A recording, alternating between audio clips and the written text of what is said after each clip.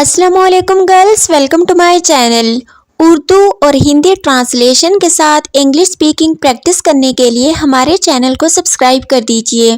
अब चलते हैं आज की वीडियो की जानिब, तो हमारे साथ रहिए और गौर से सुनिए। इंग्लिश में सवाल पूछें। वो क्या है?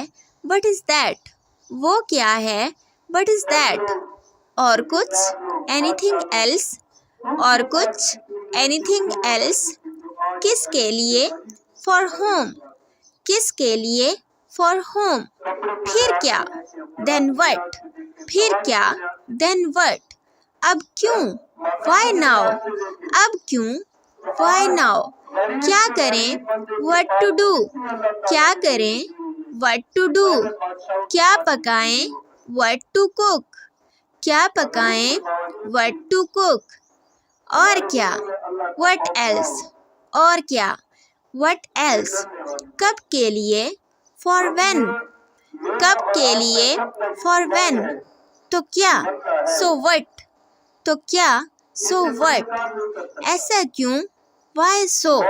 ऐसा क्यों? Why so? क्या पढ़ें? What to study? क्या पढ़ें? What to study? क्या हो रहा है? What's up? क्या हो रहा है? What's up? आप क्यों?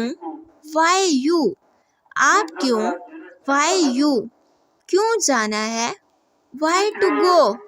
क्यों जाना है? व्हाई टू गो? किस बारे में? What about? किस बारे में? What about?